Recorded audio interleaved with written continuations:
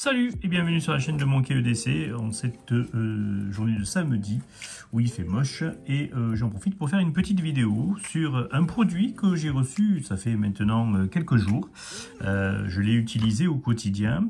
Ce n'est pas celui-là, comme vous pouvez voir. Ceci c'est juste pour l'exemple, pour vous montrer un exemple de taille. Et par là même soulever une petite question, une réflexion générale un petit peu sur ce qui se passe dans la coutellerie de nos jours. Alors je vais me faire des potes je crois. Ceci est un Opinel numéro 10 carbone, qui a été un petit peu travaillé par voilà, ce que j'ai fait, voilà, bon, rien d'exceptionnel, c'est un outil que j'utilise, enfin, c'est un couteau que j'utilise pour bricoler, pour machin, je l'utilise quelquefois pour la table, pour le pique-nique, rien de particulier, enfin vous connaissez le principe d'un Opinel numéro 10 qui voilà, a vieilli en lame carbone. Je l'avais un petit peu passé la patine, vous voyez, j'avais essayé de faire des petits dessins dessus, enfin c'est le couteau entre guillemets où je m'amuse à faire des tests dessus. Bon, le sujet de la vidéo n'est pas là. Je vais vous parler de ceci. Alors pas l'étui, l'étui c'est un étui des plus classiques, vous l'avez déjà vu sur ma chaîne, j'en avais déjà fait une présentation je crois, mais je vais vous parler de ceci. Alors ceci est le couteau du Larzac. Alors ce couteau du Larzac est fabriqué, est fabriqué donc normalement sur le Larzac. Il est vendu donc par la coutellerie Larzac Boulevard, voilà, en boule et puis plus loin Var, voilà, un couteau du Larzac qui vend quelques productions de couteaux locales comme par exemple l'âme du pèlerin qui est un couteau un petit peu pour ceux qui font le chemin de Compostelle. Voilà, et puis un autre modèle qui s'appelle le, je sais plus, le Fidélis, voilà, le Fidélis. Donc, en Aveyron, sur la ville de Millau, donc cette boutique s'ouvre, et donc dans cette boutique, on va trouver quelques produits locaux, dont le fameux sac du berger, et puis ce couteau-là. Alors, ce couteau-là est le modèle le plus basique de la gamme, le couteau du Larzac. Alors, je vais vous faire voir. Vous avez donc ici une virole qui ne verrouille pas fermée, qui est une virole normale.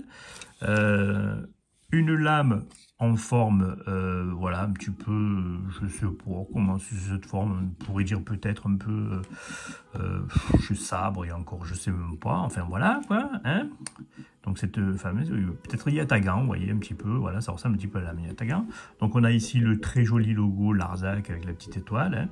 Hein. C'est un modèle qui a été déposé. Hein. Donc ici à l'avant, on a, voilà, c'est une lame 12C27, tout comme est la lame de l'Opinel inox, hein, puisque bah, là je vous ai pris un carbone parce que c'est pour la taille, mais j'ai pas de Opinel numéro 10 en inox.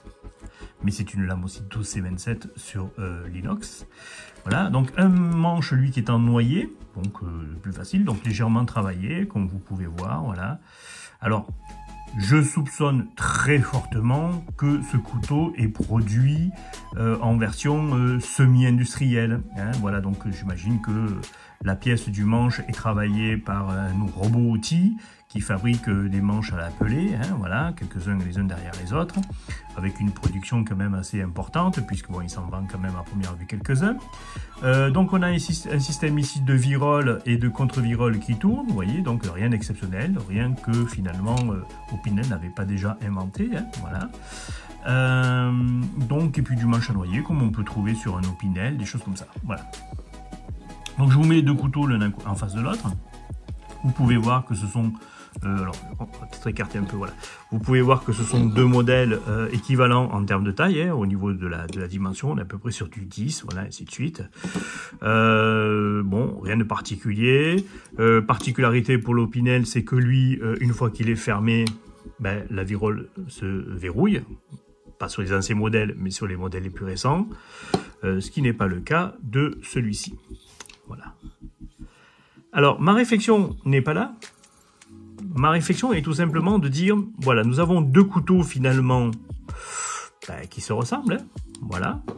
Alors, je ne suis pas dans les petits soins de la production de chez cette marque-là, le couteau du Larzac. Hein, voilà. Ils ont un site internet très bien fait. Je vous mettrai le lien si vous voulez aller jeter un coup d'œil. Vous verrez par vous-même. Donc, ma réflexion n'est pas là. Ma réflexion est que ça, c'est vendu 20 balles.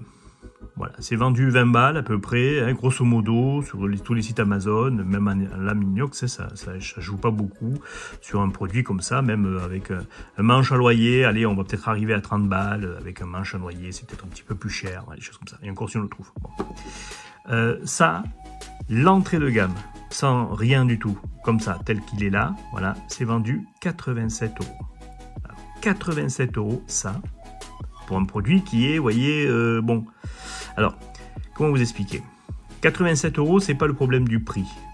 Moi, je prends un Jean Charles Laine qui est vendu 70 balles, je crois, ou qui les vendait à l'époque 60 balles, et maintenant, donc, Bellos qui vend ses couteaux, lui, 60 balles.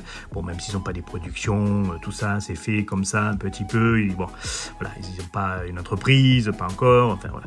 Bon. Bon, on paye quand même un peu de main d'œuvre, on paye de la matière première, des choses comme ça, tout ça je peux comprendre, des charges ça. Mais ça c'est vendu 87 balles. C'est fabriqué normalement en France. Oh, pardon, que je casse pas la caméra. Ça c'est fabriqué en France aussi et c'est vendu 20, allez entre 20 et 30 balles selon l'essence de bois que vous prenez. Qu'est-ce qui se passe là entre les deux? Pourquoi ça? Pourquoi ça? Voilà. Alors, à part ça, le couteau, lui, il est, pour moi, très bien. Ouais, je le trouve très bien, ça fonctionne bien, il y a une bonne résistance.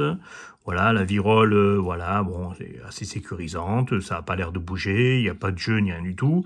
Je sais pas si, j'ai pas assez de recul pour vous dire si avec le temps, mais bon, ce sont des couteaux qui sont vendus déjà au moins depuis une dizaine, voire une quinzaine d'années, donc c'est des modèles que moi je connais déjà depuis longtemps, hein, puisque pour ceux qui me suivent, vous savez que je suis lozérien, et que donc l'Aléron est à côté, et que ce sont des couteaux que j'ai déjà vu passer maintes fois entre mes mains, et puis que j'ai déjà eu l'occasion de regarder.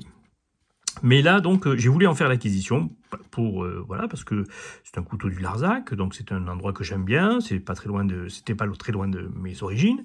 Et puis voilà, je voulais voir un petit peu ce qu'il en était au quotidien. Donc à part ça, bon, ça fonctionne très bien. Hein. Tous ces 27, ça s'aiguise très bien. Enfin, la lame est super fine, vous voyez, donc il n'y a pas de problème. On est sur les mêmes dimensions. Voilà, tout fonctionne bien. Mais ça fait quand même 87 €. Alors, honnêtement.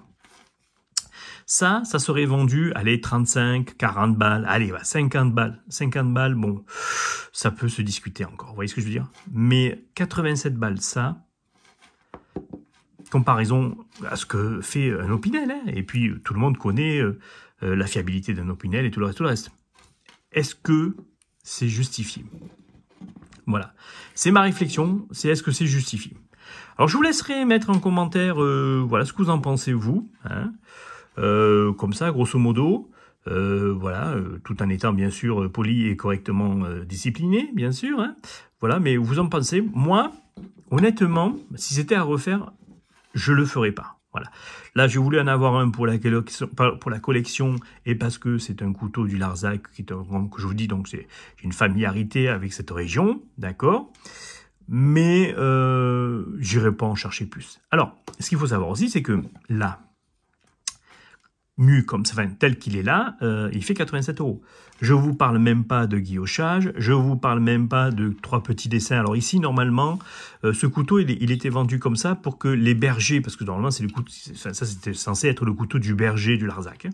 Donc les bergers s'amusaient à le sculpter pour pouvoir faire des têtes de bélier, par exemple. Hein, voilà, puisque vous savez que ouais, de bélier. Donc parce que vous savez que donc les bergers là-haut récupèrent le lait de comment ça s'appelle, de brebis pour faire voilà du fromage pour le roquefort bien sûr et ainsi de suite. Hein. Donc ils s'amusaient pendant leur temps de pause pour pouvoir sculpter les couteaux, en faire des trucs sympas. Bon, d'accord, pourquoi pas. Mais 87 balles quoi, 87 balles ça est 20-30 € dans le meilleur des cas. Voilà.